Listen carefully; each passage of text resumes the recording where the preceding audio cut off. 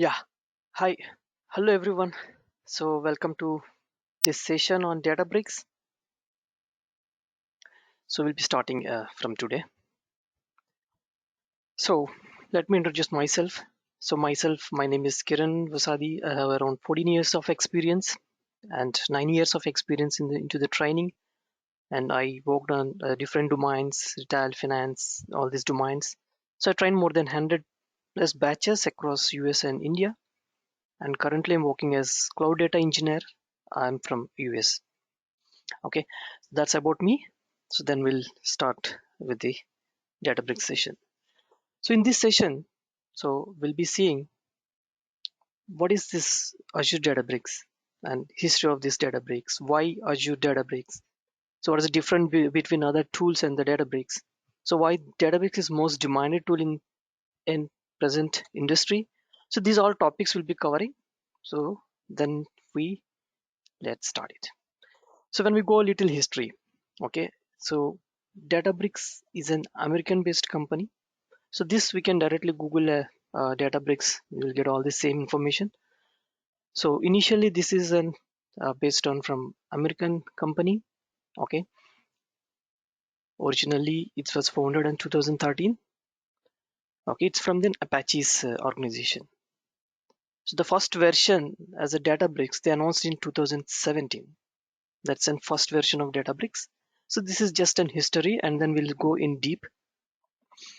So Databricks has a lot of features like it has a deploying capability, platform capability, and sharing capability. Lot are there. So this is all what they are telling. This is what Databricks can do. Let's step in detail and then we'll see. So before going to a Databricks, so before, so right now it is started from 2019, 2015, right? So before when you see little backdrop, so in 2004 we have actual processing capability. These all are data processing engines. Okay, right now we are talking about Databricks. So before Databricks, what is there? So it was Spark. So people used to use Spark to do huge data processing. So now the challenge is data is very huge volume. So how to process this huge volume? That is the challenge. So now if you see this graph, since from 2004 data volume is growing. Now all the industries are facing the challenge how to process this huge volume, how to handle this. So normal databases have a very limited capability to process the data. When it comes to this, okay, this big capability engines where you can handle large volume of data. So and MapReduce is there. It has some pros and cons. It's not able to handle a huge volume. And again, they started with Apache introduced Hadoop and 2005, and it just survived like 4 to 5 years, and then Hadoop also not able to handle very huge volume, and then it come up with Mesos, and then finally Spark was leading till now, till 2015 we can say. Spark and Spark version 0 and Spark version 1, it's leading almost, we can say, like 5 years in the industry. And on top of this Spark engine, now the Databricks is the next version of Spark. So Spark is actually a standard one. Now Spark only introduced the Databricks. If I go back, see, actually is an American-based company, and company is founded by creators of Apache Spark. So there are some limitations, some manual interventions when doing this Spark, so that Databricks they introduce the Databricks. So in this Databricks, it is reducing a lot of human interaction. So some parts backend they are taking kind of an automated way. We'll see what is that advantages and all.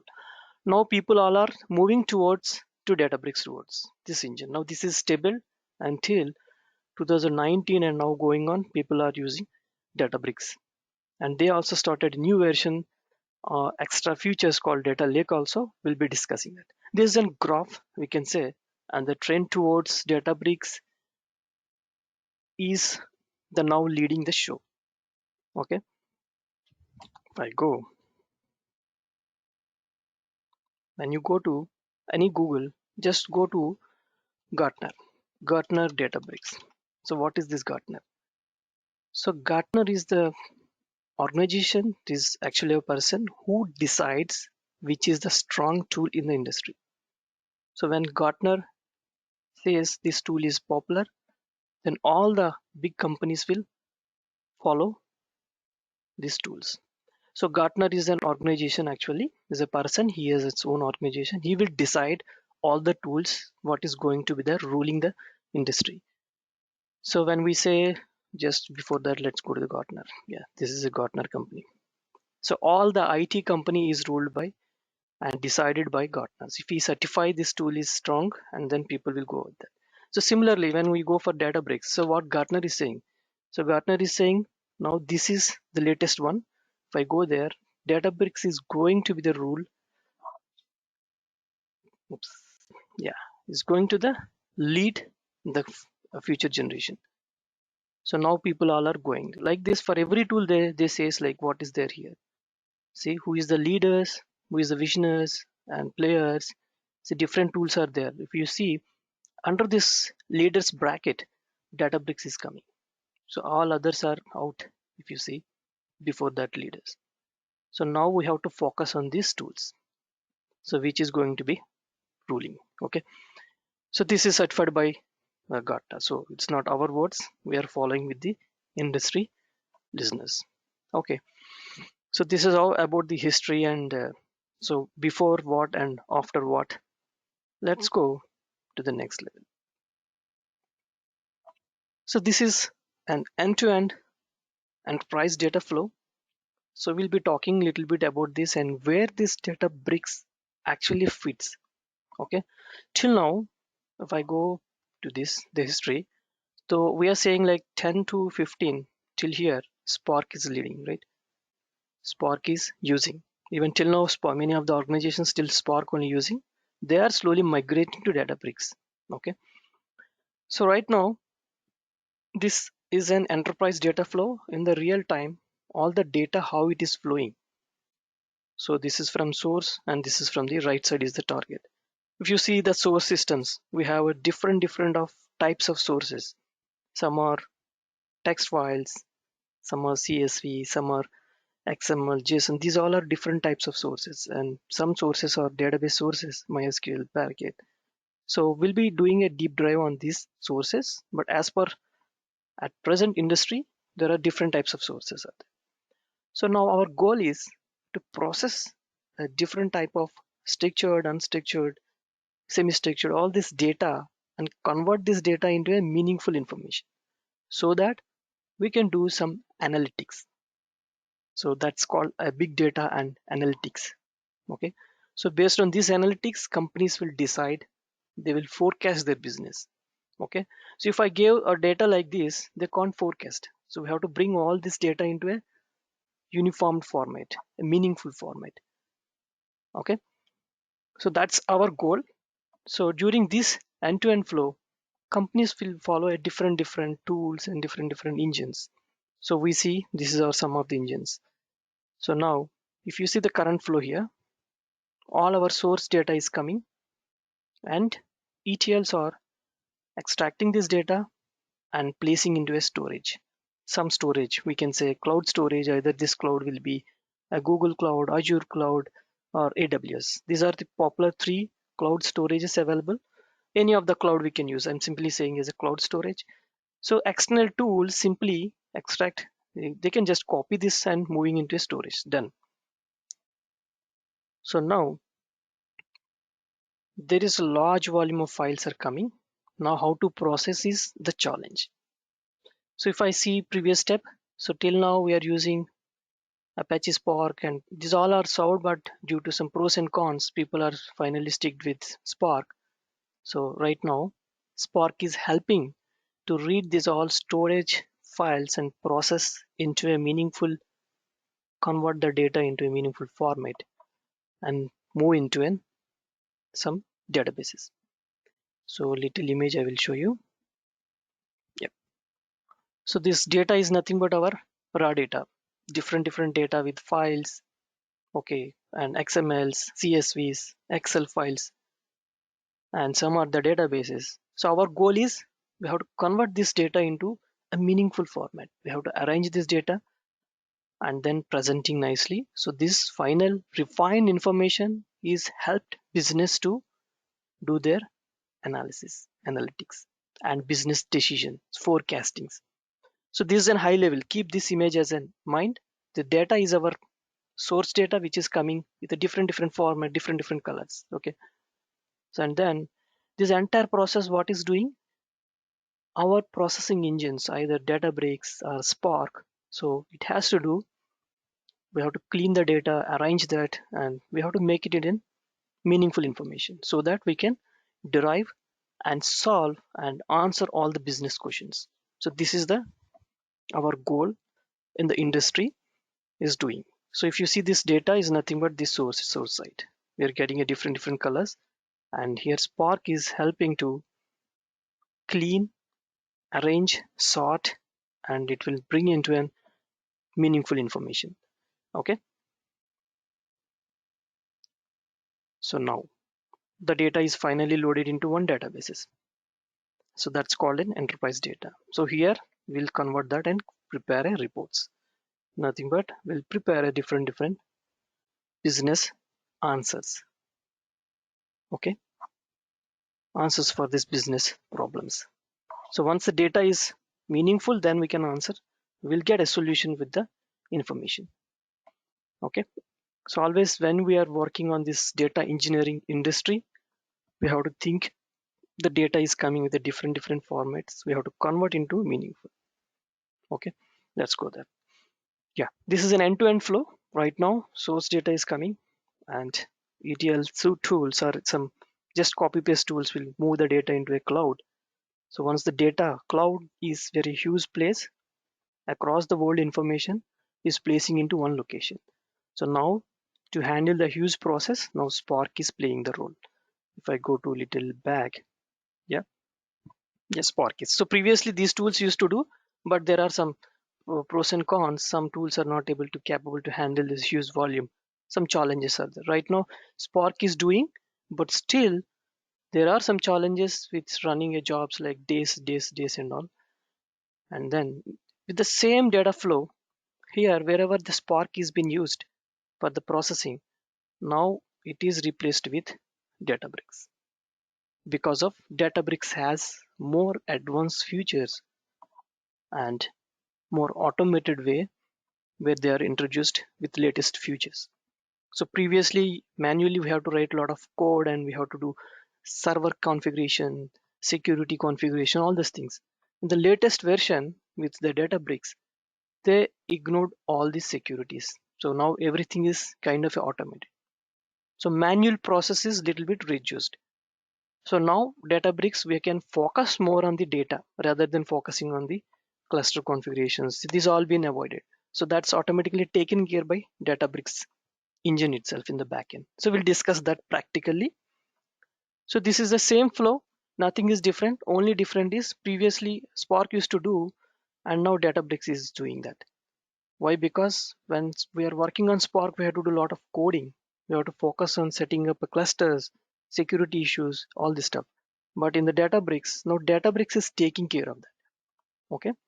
And also the main advantage.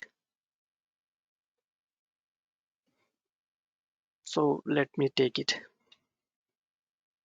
So now Databricks, this is my Databricks. Okay. So previously, what is there? It's there a Spark. So Spark advanced version is Databricks. Okay. Databricks community is Spark community is introduced Databricks. So how it works, we'll see. So first we'll compare the differences here. So previously Spark is there. So how we have to do Spark? We have to get one server. We have to install this Spark in this one. This again has some capacity of processors, RAM, and hard disk, right? Let me add some text also. Cores, nothing but processor, 5 core, 6 core. So same like i5 7, i7, i7. So same thing like, and then RAM, and then hard disk, right? So we have to install in one configuration. We can say storage, either hard disk or anything. Okay, so depending on the capacity, it has some limitation and restrictions are there. So when it crosses, then it will throw in. So we have to do a manual all the setup, and every time we have to care about all these ones when our core is occupied, when our RAM is occupied. So this is kind of little manual intervention is there, right? Just we thinking itself like that. So when comes to Databricks, what is the advantage? Lot advantage. Let me move this one. So here, Databricks is also giving a lot of advantages. I can deploy this entire Databricks in any of these clouds, the popular clouds, either Google Cloud, sorry. So now Databricks is utilizing the cloud features. So I'm making this as Azure Cloud. These are the popular clouds right now. And then AWS. Any of the cloud I can deploy. So now when I say the hard disk, the power and all, now I don't need to worry that whenever I deploy this Databricks into this any of this cloud, either Azure or AWS or anything, either only one instance we can set up in any of these clouds. So we'll discuss practically which is a feasible cloud and which gives the best all these ones. So each one has a pros and cons. Okay. So now when we're deploying any of this cloud, so this core RAM and all, we don't need to worry. Our cloud systems will take care, right? That's in capabilities of cloud. So whenever I deploy anything into the cloud mission, so cloud systems will take care automatically. Whenever any huge load is there, cloud compute will take care. We don't need to worry. So that is one of the main advantage. So these all RAM and all cores and all, it's unlimited RAM. There is no restriction. Cores and RAM, I'm just giving like this, and then storage. So this kind of activity, who is taking care? Cloud is taking care. Here what we used to do, we have to care of this entire thing. Whenever it is fill, what happen? Again we have to create a new mission and we have to attach here new mission. So this is kind of a pain activity, kind of a manual interaction is there. When it comes to a Databricks, it is the backend, it is deployed in any of these clouds. So whenever cloud is deployed, this will be taken care by cloud. Okay, so this cores and RAMs, it's kind of unlimited. Whenever any huge processor, huge volume is running in the backend, it will automatically upgrade or scale up the processors. Whenever RAM is not sufficient, it will automatically increase. But here it is kind of a manual. It's on individual servers. We have to set up one more server. That's all the cost and the time. But here is automated. Storage is unlimited. Here we have a limited storage. So like this, whenever we deploy any of this cloud, so Databricks is taking advantage of this cloud and it is using cloud services. So now all the world is moving towards the cloud. So all the cloud capabilities now Databricks has been taken, and the securities and launching of the servers, it's all taken care backend from the Databricks itself. So we just need to focus on giving the best with our data. We have to focus on the data. So in this way, it reduces a lot of human manual interaction. Okay, so that's one of the advantage of Databricks. So we'll be doing this practically, and how this mass volume of data is being converted into meaningful information and then providing a business solutions. These solutions primarily gives capabilities to solve data science and data machine learning and data engineering problems. Okay, so you can take any of the airline industry or medical industry, a lot of data will come. If you see the COVID situation right now, based on the COVID data, they will do a lot of predictive analytics. So for these ones, we need very huge configuration of capable systems. That is one of the engine is called Databricks.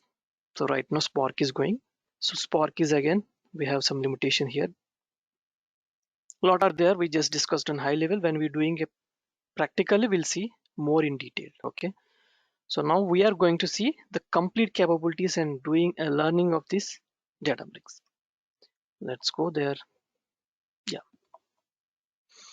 so if I go previously, it has Hadoop and data warehouse.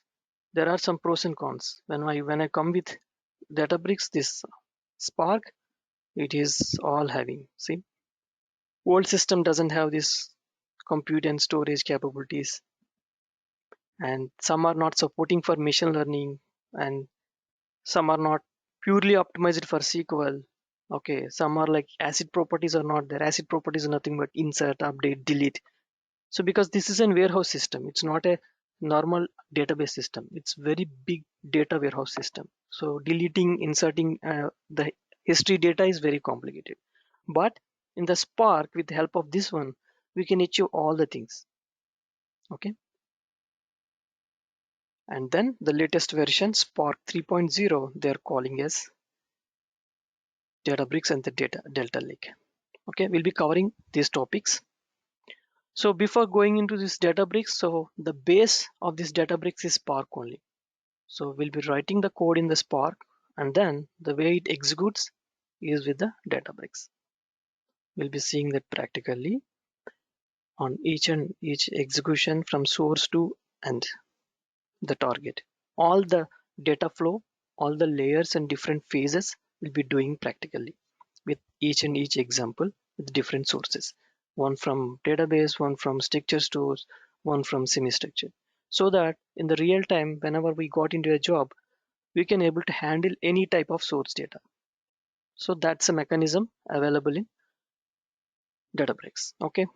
So when we say Databricks in the backend is nothing but a Spark only. Both are the same, but only the advantage is on top of Spark, we have this Databricks, which is a cloud compatibility and using a cloud native services.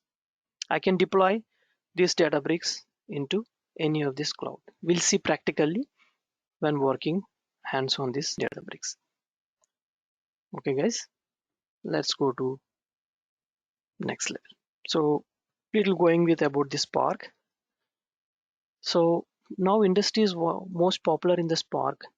So if we are good in Spark, then we are able to handle this Databricks easily. So Spark has different compatibilities here.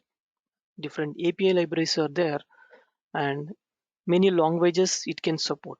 So if we are good in any of this language, then we can get into a Spark job. There is no restriction. If I am good in Python, I can write in Spark Python. If I am good in Scala, I can write in Scala program. If I am good in Java, so it means any level of programmers, they can write a Spark program. So if previously are a Java guys, they can easily migrate into a Spark. Previously as Python guys, even the .NET also they recently started supporting. So in this way, all the languages it is supported. It's one of the advantage. And also normal SQL, if I am no only comfortable or very advanced in SQL, I can simply write SQL and I can run it or run in the Spark.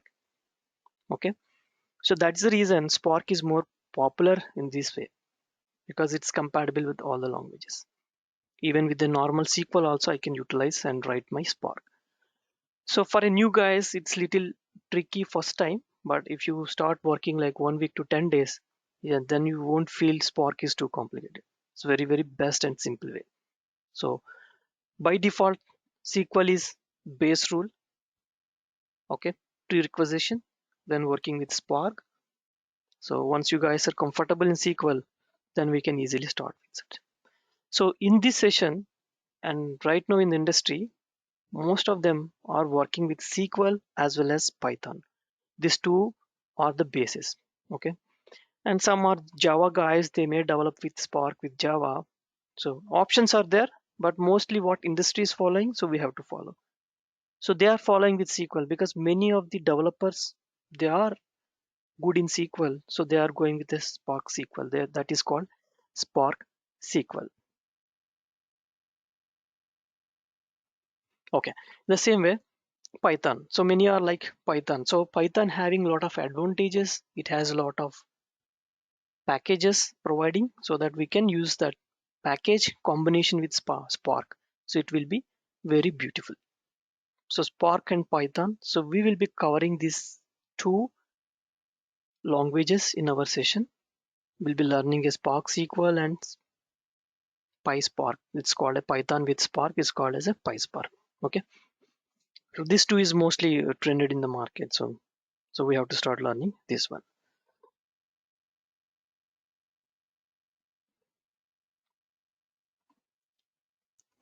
Okay. So this is kind of a little introduction, but in the backend when we working practically, then you guys can clearly understand what is this database, how it is running in the behind the scene. We'll see that part. So likewise, client server architecture here, Apache Spark also having one is a master and lot of nodes are there. It's called worker nodes. So nothing but here. Yeah, these are the worker nodes. So whenever the huge volume of data is coming, the data will be splitted across multiple systems, multiple nodes we can say. Each node is a combination of core and RAM and some storage is global. So more cores and more RAMs, the faster performance will come. Okay. So like that, it's a kind of a client server architecture. We can say distributed cluster with a combination of a master which drives all these nodes. So master will tell this is a driver we are calling as a driver.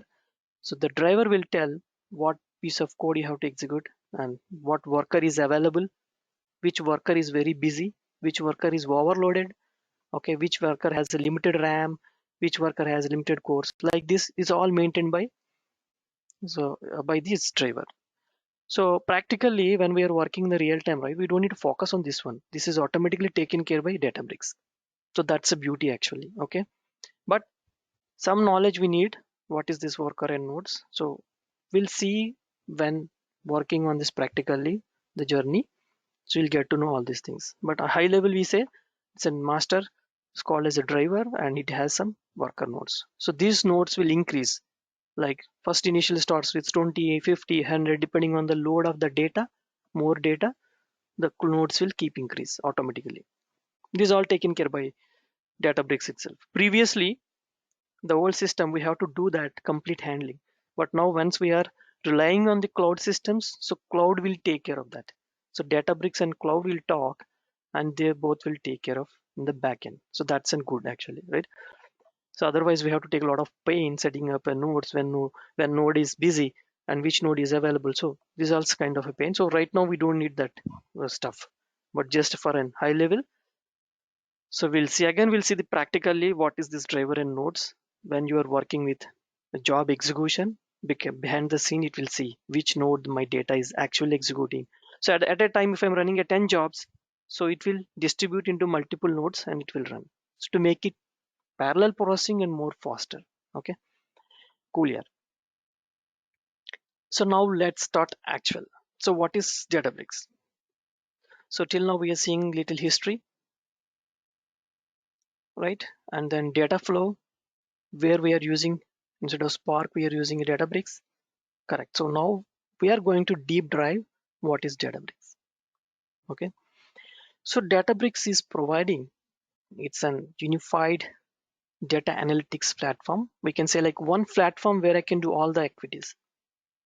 So right now, these kind of platform we don't have, like all activities we can't do in one platform. For example, scheduling.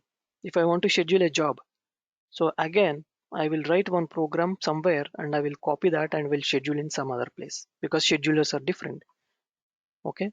So like this, there are different tools are there scattered, but Databricks is collecting all different pieces all together. It's placing in one platform that's called a Databricks. So in the same platform, I can do a lot of things. I can set up my environment. I can do some monitoring activities. I can do security. I can do a deployment activity. I can schedule. So all is called a unified platform. And also many guys, a normal with less knowledge, they can interact with Databricks. With the super users or data science users or machine learning users, for all level of developers or users. So Databricks is giving such a feasibility to work and interact with the Databricks and talk to the data. So that's a super advantage. So till now Spark is there, but the problem is again we need to write code somewhere and we have to deploy that code and run somewhere and schedule somewhere. So that's very pain for the developer. But Databricks is making that, bringing all together in one place. So if I see the example, so whenever we are running at thousands of jobs in the backend, so Databricks can show this monitoring activity, and it has some security algorithms, and it also solves all these problems for data science and machine learning. Very big, huge algorithms we can run in Databricks.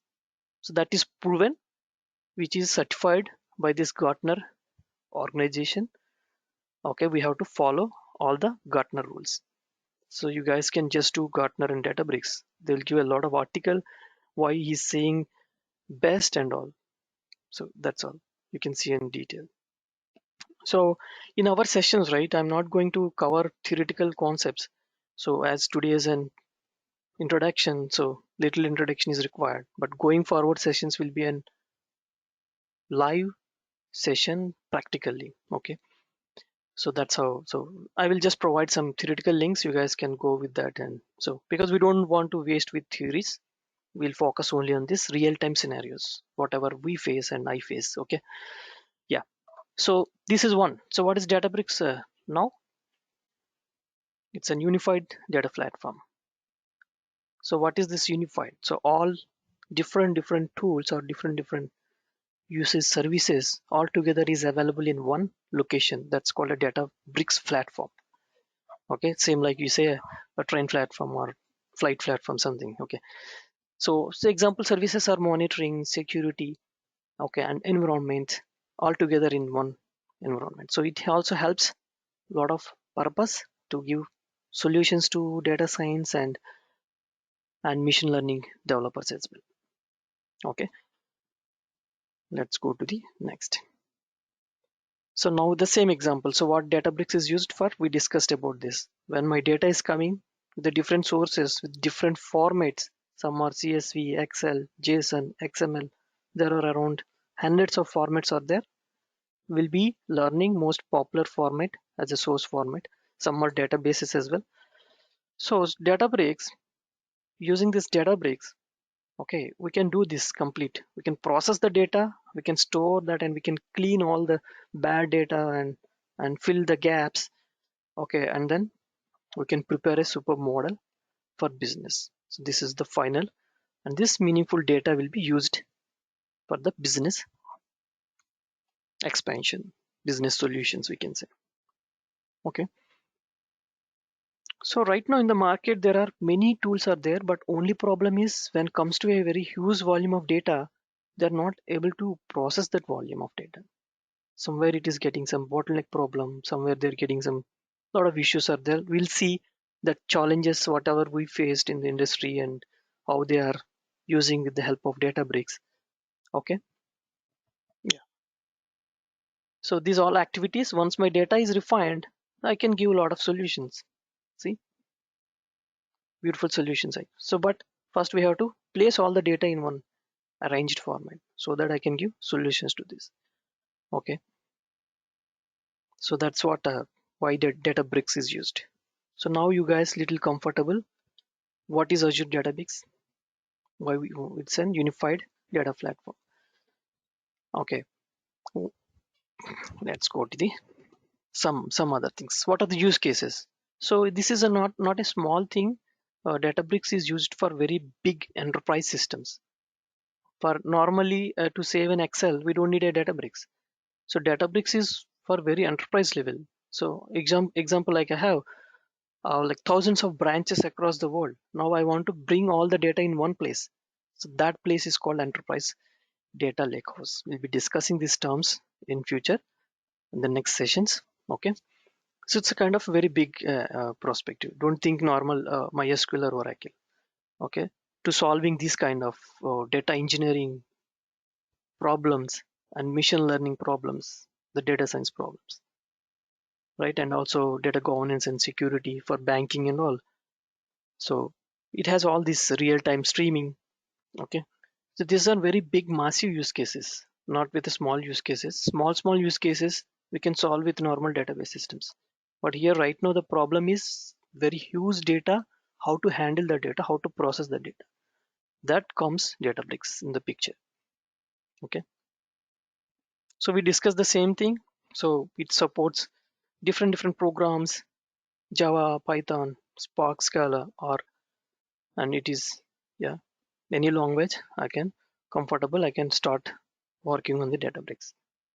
So there is no specific requirement right now. All industry is looking for Python or a SQL combination with Databricks. So we'll be learning a SQL and then Python combination. So that covers a lot. So Python, why Python? Because when goes with machine learning and data science, right? Here the most flexible is Python because Python has internal packages to support data science and machine learning. So the better way is to start with Python with Spark so that we can do total collaboration either for data science team, machine learning team, anything. Okay. So that is the popular, that's the reason industry is looking for Python combination with Azure. So Python, we don't need advanced Python like a normal Python developer. Whatever is required for Databricks, for data processing, that level of Python we'll be learning in our session. So which helps and comfortable to work in any job. Little basics is enough. I will be providing all the URLs how to prepare a basics of Python and basics of SQL. That is fine. And our class will be seeing more advanced than that. Okay, guys. So don't worry. You don't know Python? No problem. I will provide you some basics. And then in our session, we'll see what are the key activities we use in Python. That part will be doing practically. Basics and all you can go. I'll provide some notes and all. You can follow with that. So when doing practically with me on daily basis, parallelly you practice from your side. So you will be in track in 30 days. You will get Indian Databricks developers. So practice is very important. So and Databricks, what is the reason? So I told you here some example here. Yeah, what is Databricks? So the reason behind the scene is, so previously the code is somewhere and scheduling is somewhere, deployment is somewhere, but now Databricks all together is one place. So that's the reason, one of the reason. So lot of production deployments in a single click, all the different jobs in a single click, and we can maintain version control is nothing but, so now I did some changes and after 10 days I will do one more change and after 10 days I will do this. All versioning also is maintained by Databricks. So previously for versioning we had to go for a different tool that's called a GitHub, but now here, so version control is also there, correct? So data snapshot we can do, and I can lot are there since the reasons, what is the reason behind this, and also it integrates with any of the cloud. Primarily they are saying Azure, they're quoting Azure isn't best suitable for this one. We'll see that practically. Okay, any cloud is fine. So any integration with the cloud is compatible, and different sources it is compatible. Any sources I can connect with this Databricks. So SQL Server, CSV, JSON, we discussed in the above, right? And also it is also suitable for some medium level jobs, which has a less data. So because when company starts, they don't know how much volume of data will come. Initially data will be less and later data will be grown year by year. So at that time is also fine. We'll start using it, Databricks. They will charge based on the volume of the data. So no problem. If my less data, I will get a less billing. If it's a huge data, I will get a huge billing. So like that, we'll see that pricing activity as well. And Databricks has a lot of documentation. When I go Databricks, so it has a lot of beautiful documentation, but it has very deep. We have to study. Lot of pages are there, and yeah, documentation is lot of documentation is thousands of thousand pages are there. So that's our beauty actually. Otherwise it's very tough for any developers or any programmers or any business guys to see what is Databricks. So now They have a lot of vast document. For every problem, we'll get solution here. Like that they are saying, okay? So that's one advantage actually. So all together in one place, main features, okay? Collaboration is there, security is there, integration is there, auditing is there, monitoring is there, okay? Deployment is there, including visualization. Some kind of reports are also there, not very high beautiful reports, but maximum we can solve that. Visualization is there, job schedules is there, notification all together is there. This is on one place where all the features are available in the Databricks. That's very beauty of Databricks. So these kind of all services in one platform, right now there is nothing in the market. Okay. So these are all in one page. Whatever we discussed, this is in one liner and with bullet points. So all the problems right now, business people are saying, okay, if I took this Databricks tool, I'm getting all the solution for all the problems. So till now what they're doing, they are for job scheduler separate tool, for visualization separate tool, integration separate tool, deployment separate tool. So they have to purchase all these tools separately, and they have to maintain that tool. Altogether, it's very costly. But if I purchase only Databricks, it is giving solution for everything. Okay, so that's the success of Databricks. So once we are getting into this one, right? So as per this Gartner roadmap, so Databricks is going to lead this coming year. So anyhow, they're going to keep on adding a new features wherever some loopholes are there. So we'll be learning on the journey, okay, when working on that. Yeah, guys, I think, yeah. So like 1 or 2 days, it will be kind of a theory. So once we started practically, then you'll get a complete understanding. So I'll show you some how Databricks UI is. So I'm talking about Databricks. So what is Databricks? So Databricks is a web-based. We don't need to install anything on our system. Just a browser is fine. Okay. So no additional software's installation is required. Nothing is required. The heavy configuration mission is also not required.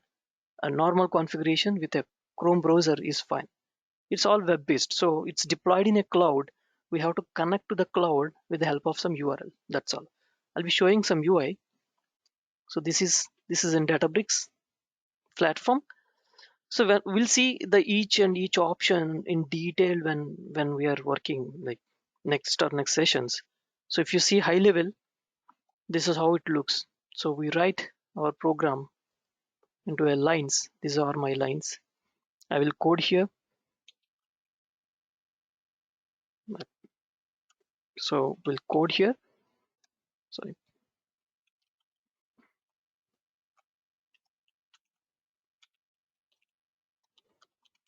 That's all. Just like a notepad, we type. But the way they design is very feasible to a developers.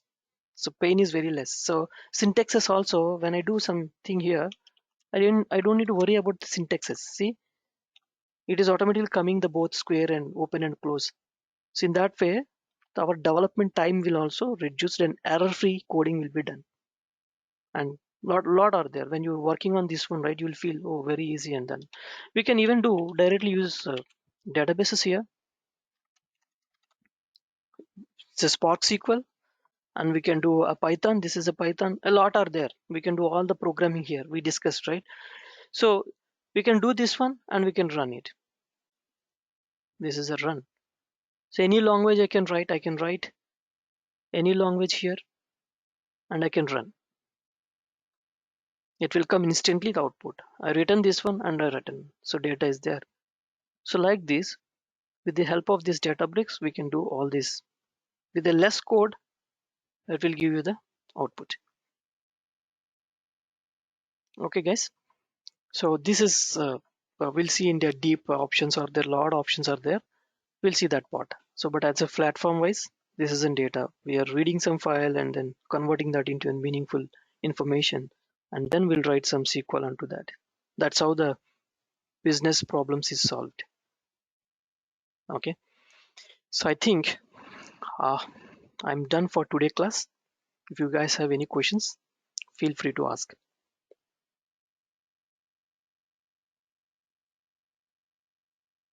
So we'll wait for a few more minutes. If there is no questions, yeah, have a good day, everyone. Yeah, I Yeah, have hi a doubt. Kiran. This is